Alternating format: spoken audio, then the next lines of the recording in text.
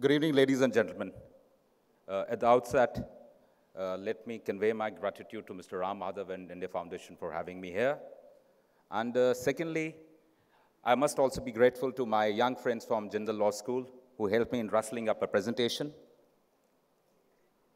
Let me inform you that I make no pretensions of being either a scholar or an academic. I'm just one of the boots on ground. Many years ago, many centuries ago, when in the sands of Arabia, a new religion was born. So it said, there is no one worthy of worship except Allah, and Muhammad is his messenger. Unfortunately, over the last thousands of years, this has been interpreted by the radical elements to consider as if there's no other religion and no other God. These were the 5 pillars of Islam. That's how it was meant to be. And thereafter, we had Taymiyyah. Interestingly, he was a Sufi from an interesting Sufi sect. And he was the first one to talk about jihad as the 6th pillar. Then we had Wahhab, and all of us are aware of a great Saudi export besides oil, Wahhabi Islam. Then we had Hassan al-Banna, who formed what can be easily called as the fountainhead of all terrorist movements in the world as they exist today. Then we had Sayyid Qutb. He went to America, studied in a school which I think is now called as University of North Colorado. It's going on auto, please. And it's very interesting. The third point, ladies and gentlemen, he mentioned change must be sudden and violent. That definitely is not something which should be expected from a person who's educated and civilized. These are the various problems which have led to radicalization. We have Sharia and its interpretation. There are 2 features of Sharia that work together to create the conflict with Western democracies. The first is its emphasis that only Allah can righteously create laws that are binding on human beings.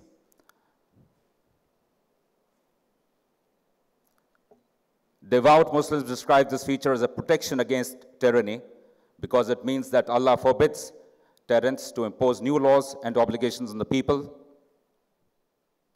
to include new taxes, but really laws of any kind. The emphasis on forbidding man-made laws means that the democratic process must be seen as fundamentally illegitimate. That is the most important part. We have a lot of speakers earlier in the day have been mentioning about, General Hasnan mentioned about homegrown terrorists, even though I'm supposed to be talking about counter-narratives. But before we actually get to the counter-narrative part, we need to understand what is the present narrative, what is all about.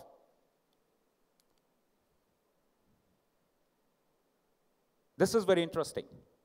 It's not, in fact, this is the quintessence of the problem today. How they feel, not how they think. So it's more to do with the heart and less to do with the mind. We have the biggest problem today. Liberal democracies have not found any solution or any weapon to deal with the venom and the vitriol which is coming through internet. And to give you an anecdote from Kashmir, it's very interesting. Almost about 4 years ago, when J&K was due for, like the rest of the country, the general elections, during a discussion with a politician from a remote area of the valley, one came to learn that you must be aware that the last 2 namazes of the day are Maghrib, followed by Isha, the last one. Between Maghrib and Isha, the time lapse is fairly short, and in most places, whether in towns or even in villages, due to the reason that a person may not like to come back from home again for the 5th namaz, the final namaz of the day, they normally stay back in the masjid. And that is the time when most radicalization does take place.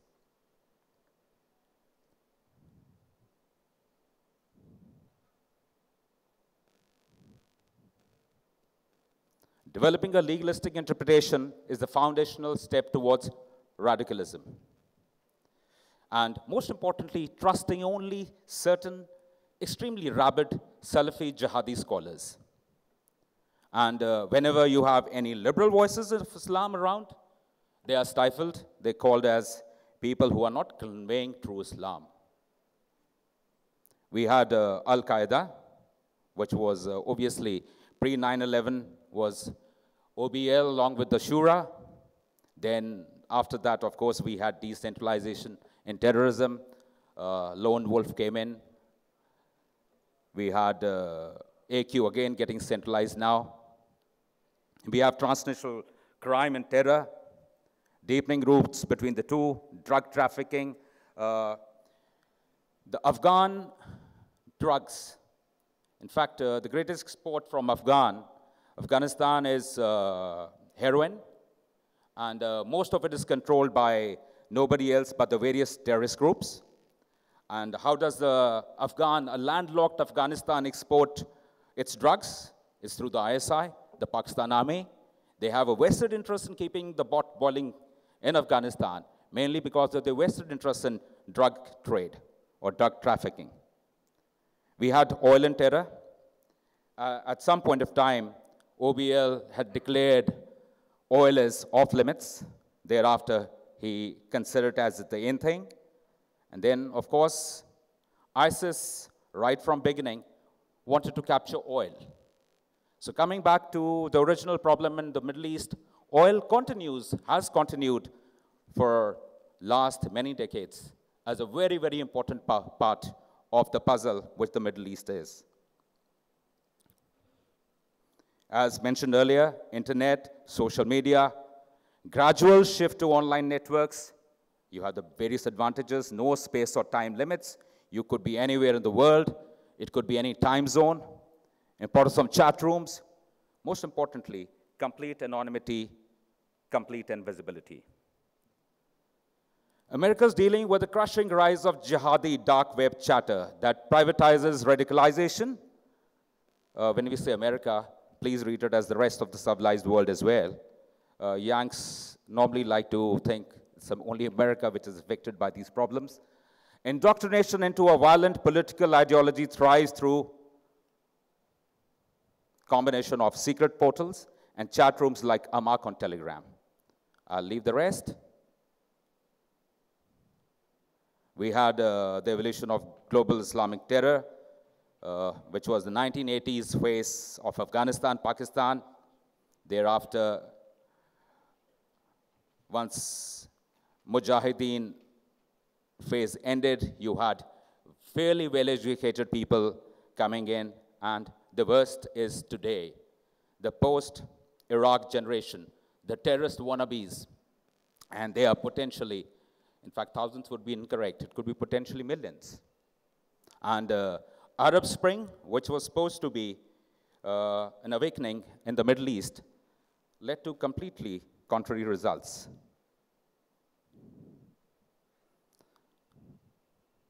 AQ goes down, ISIS goes up, ISIS goes down, AQ on the rise again. And in this entire habitat, which is extremely hostile for the enemy, but he's completely enabled by internet.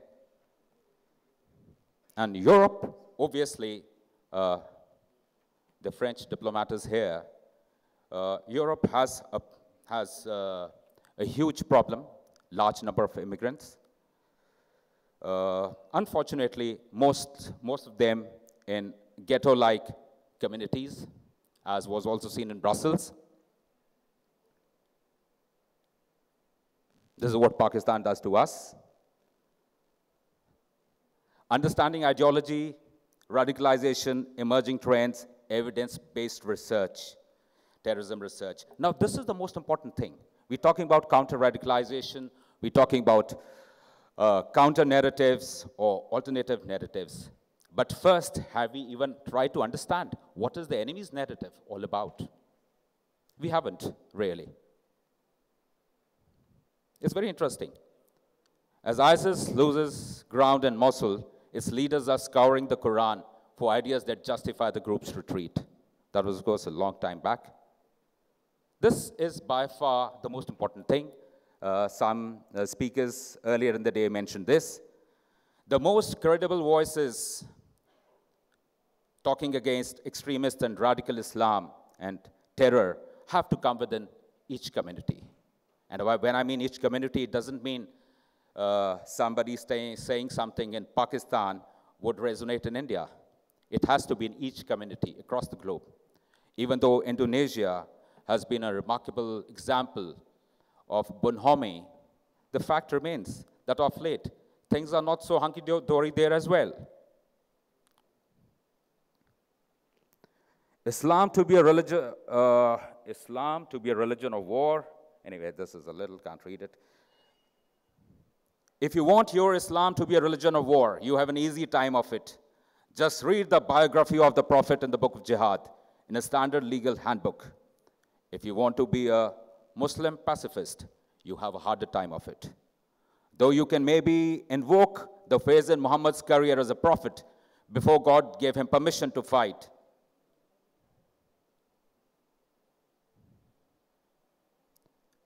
Anyway, there is no question that these people are drawing inspiration from Islamic texts. There is no doubt. And they know these texts better than most Muslims. The more radical you are, the more extremist you are, it's extremely, extremely easy to find texts to propagate your ideology and to denounce others. These were by far the most sensible words said by anyone in the recent times. This is the Iraqi Prime Minister.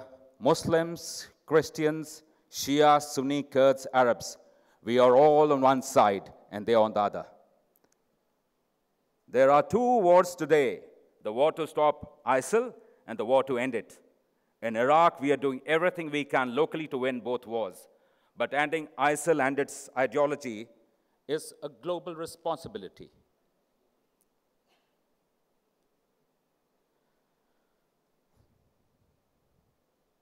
This is again very interesting. When ISIS first appeared in Afghanistan and managed to get a military footprint. So apparently, some people were actually pining for Taliban.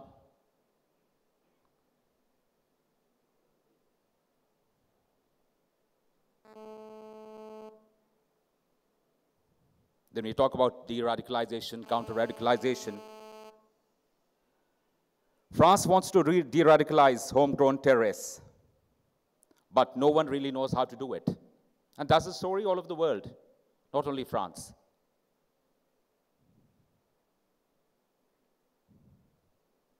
And coming back to the Muslim Brotherhood, they are still dominant. The jury is out as to why Saudi Arabia is after Al Jazeera and Qatar. But the fact remains, there must be something. This is the motto of the Brotherhood. Allah is our objective, the Prophet is our leader, the Quran is our law, Jihad is our way, dying in the way of Allah is our highest hope. Now that is extremely, extremely petrifying.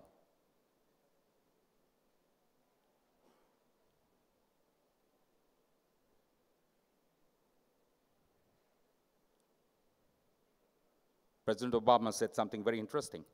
Western countries should avoid dictating what clothes a Muslim woman should wear under the pretense of liberalism.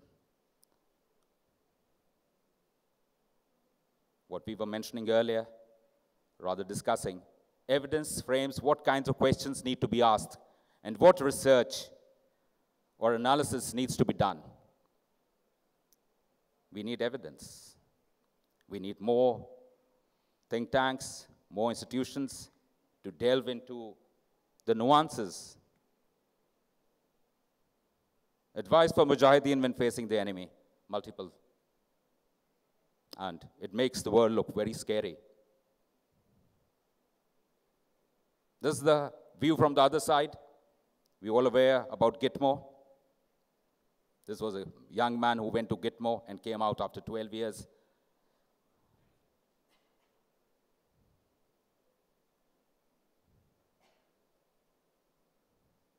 This is very interesting. Successful counterterrorism strategies build social cohesion and consequently community resilience. Well-integrated people have the power to tear down the us versus them rhetoric and heal their communities and the alienated individuals within them. Now, obviously, living in the world in which we live today, the joint family system having crumbled down, nuclear families, and the anonymity of living in big cities, you may have a lone wolf staying right next to your apartment, flat, or house, and you would never be aware as to what he is doing. This is after what happened in Brussels, the mayors.